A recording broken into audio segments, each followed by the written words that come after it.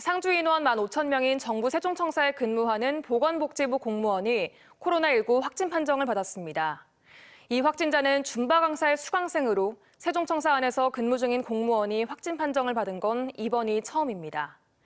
또 천안 확진자가 대전 건양대병원과 주변 상권을 며칠 동안 다녀갔다는 사실이 알려지면서 시민들의 불안감이 커지고 있는데요. 보건당국의 이야기를 들어봤습니다. 조혜원 기자가 보도합니다. 세종시에서 발생한 코로나19 세 번째 확진자는 20대 여성으로 보건복지부 공무원입니다. 정부 세종청사 안에서 근무 중인 공무원의 확진 판정은 처음입니다. 세종의 두 번째 확진자인 41살 줌바 강사의 수강생으로 지난달 19일과 20일 도담동 세봄 GX에서 수업을 듣고 목이 붓는 증상이 나타났습니다. 강사가 확진 판정을 받으면서 수강생 등 접촉자 55명을 조사한 결과 양성 반응이 나온 건데 추가 발생도 우려됩니다. 정부 청사관리본부는 복지부가 있는 세종 1청사 10동 가운데 해당 직원이 근무했던 5층 사무실 일부를 폐쇄하고 역학조사와 함께 방역 조치했습니다. 핵심적인 부서원들은 다른 업무 환경 또는 모바일 환경을 통한 업무를 계속 수행하도록 최대한의 조치를 취하도록. 천안에선 2명의 확진자가 추가로 발생했습니다.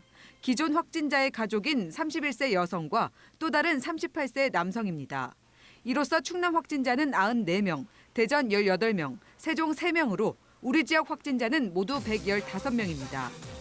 한편 지난 4일 확진 판정을 받은 천안 77번 확진자가 줌바 강습을 받은 뒤 지난달 25일부터 29일까지 가족 간병을 위해 대전 건양대병원과 주변 상권을 머무른 동선이 충남도 홈페이지를 통해 한때 공개됐습니다.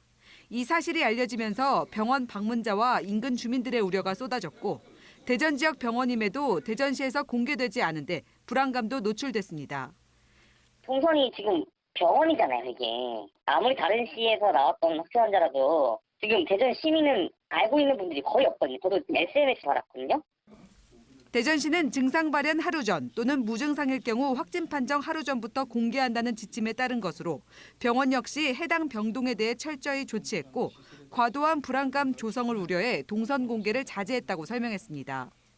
공개 대상이 아니었잖아요. 증상이 발현되기 24시간 전부터 동선을 파악해서 방문했던 장소라든가 동선상의 접촉자들을 그때부터 파악을 한단 말이죠. 증상 자체가 무증상이었다는 거 아니에요.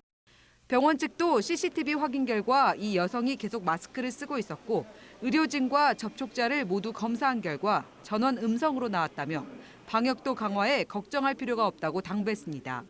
TJB 조혜원입니다.